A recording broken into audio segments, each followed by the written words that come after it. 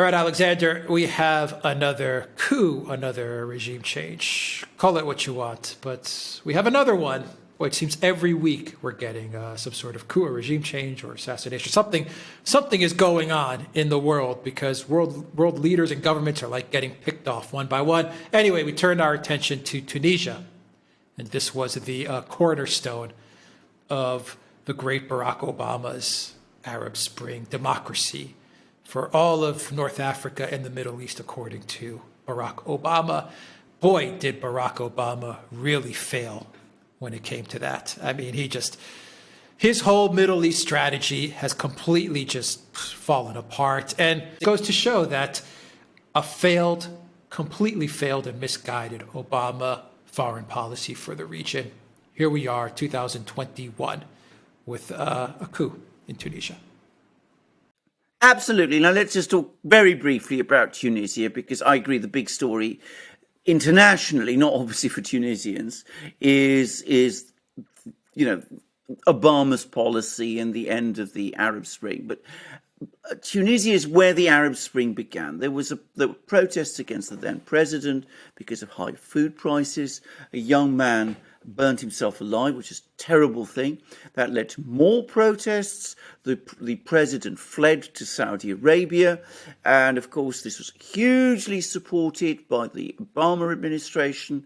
And the Obama administration was telling everybody that this is going to be the dawn of democracy in the Middle East, that it was a kind of 1989 in Eastern Europe. This was going to be, 2011 was going to be the equivalent in the Middle East. And it was the onward march of democracy across the Middle East, which would only leave supposedly China and a few other countries as the sort of holdouts of the authoritarian model. And it was also, of course, going to integrate the Middle East into the world economy and advance the great cause of globalization. Bear in mind, in 2011, there were a lot of people who still talked about globalization as a good and great and wonderful thing. And of course, Obama was one of them. So that was how it was all represented. And the follow-up to all of that was that Obama then backed the change of the fall of Hosni Mubarak in Egypt. And he then backed the fall of Bashar al-Assad in Syria and Muammar Gaddafi in Libya. And there was also a similar political crisis in Yemen. So all of these things all happened together. It was very much, as you correctly say, part of a regime change operation in many of these countries. Libya, unquestionably so. Syria, unquestionably so. But there were elements of regime change in the Tunisian and Egyptian operations too, because there was no doubt at all which side the United States was backing. And when we talk about backing, I mean, it's important to say all the social media accounts were working overtime to back the protesters, and there was all the support and all of that. And every single one of them, every single country that went through this process has failed. It's now failed. And Tunisia, where it all began, was for a very long time set up as the great poster boy, the great success story. This had become a democracy. This had, had elections. This had brought the Muslim Brotherhood Party to power in a free and democratic and moderate way.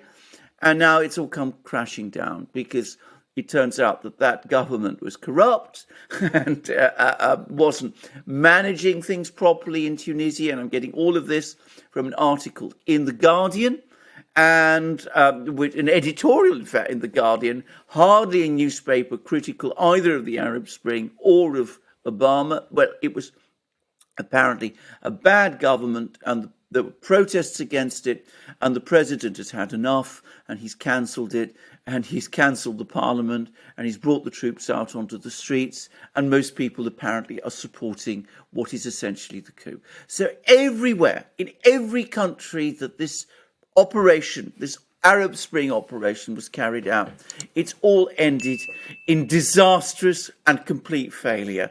And what it demonstrates, yet again, to my way of thinking, is how completely out of touch people in the West, in the United States, in the Washington regime change community are to the realities of these countries that they are launching these experiments on, how disastrous these experiments are for the local people, how the leaders of the leaders of the regime change operations, Obama himself first and foremost, are never held to account or criticism for them, and how completely ignorant and arrogant they were to think that you can export the obsessions of Southern California and the Northwest United States to places like the Middle East, and thinking that the people in these countries share the same views that you will find in places like Southern California, the Bay Area, Seattle, and places like that. What was Obama's fascination with the Muslim Brotherhood? Why was he looking in most of these countries to prop up and grow the Muslim Brotherhood? What's the logic or the reasoning behind that? I would love to know, actually. That's a very good question. Because, of course, that is what he was doing. He was backing the Muslim Brotherhood in Egypt, in Syria, where it was, the original force that was that led the protests against Assad, and, of course, in Tunisia too. And he had, a reasonably cordial relationship with Erdogan, to the extent that anybody Erdogan, ever can. I understand, though. Why? Yeah, absolutely. I mean, yeah. You can understand why Erdogan wants to prop up the Muslim Brotherhood. Why Obama? Why indeed? Well, of course, Erdogan is to some extent connected to the Muslim Brotherhood. But why Obama? Why indeed? Well, I think that Obama had this delusional idea that the Muslim Brotherhood is a sort of organization that can somehow bring let's just say, Obama's vision of democracy to the Middle East, can follow American policy. The Muslim Brotherhood's always been a conservative force. It's always been hostile to Russia, for example. So I think he may have thought of all of that. But I think, ultimately it's a sort of delusional romanticism about it, which is very characteristic of the man. There's obviously other speculations, which I'm not going to get drawn into, about Obama's own background and history, which we all know about. I don't know anything about that. But as I said, that he did back the Muslim Brotherhood across the Middle East, that is indisputable. Where does Tunisia go from here? Oh, back to being the normal Arab country that it was, which is to say, with a president who's really a dictator, and with a wrecked economy, which is what it will have, and with all the usual machinery of repression and all the rest. But can I just say something? At least it will be perhaps stable in a way that it was not being. It risked instability as a result of Barack Obama's experiments, his 2011 experiments. At the present moment in time, the Middle East is so dysfunctional that the most important priority in the Middle East is not to promote democracy there. It is to promote stability there. You can promote stability in the Middle East.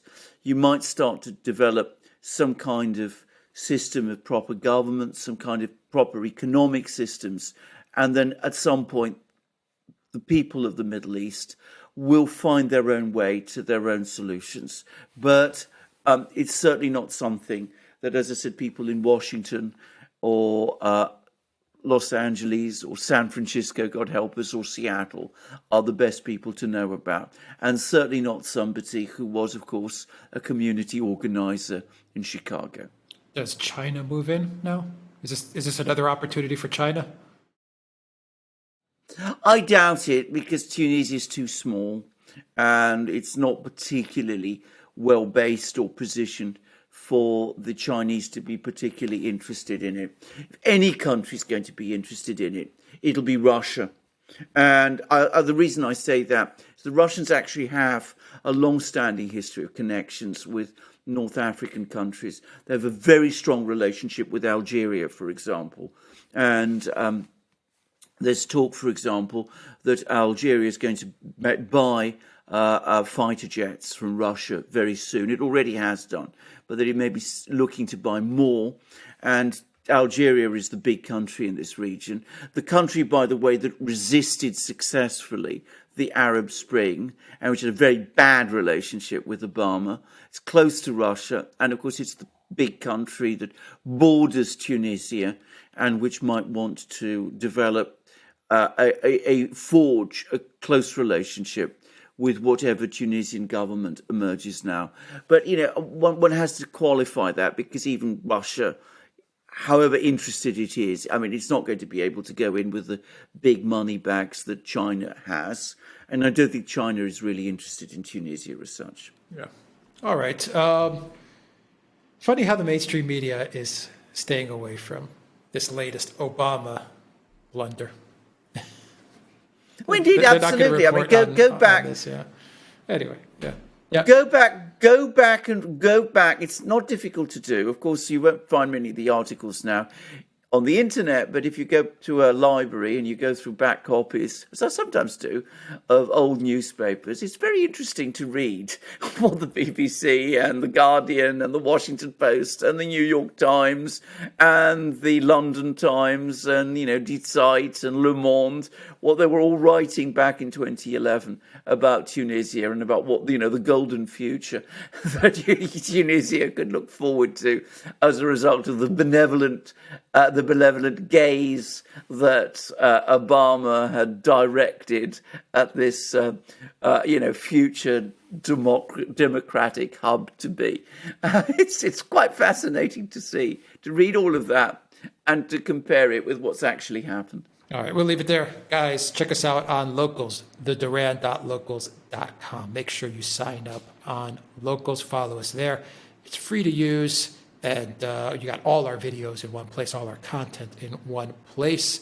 Also, make sure to check us out on the free speech video platform, Super U. You will find that link down below. Censor-proof Super U. Odyssey, BitChute, Rumble, we are on those platforms as well. And Duran Shop, 10% off when you pick up a t-shirt, a hat, a hoodie, a mug, you name it. We got it, 10% off. Use the code REALNEWS. You'll find that down below as well. Take care.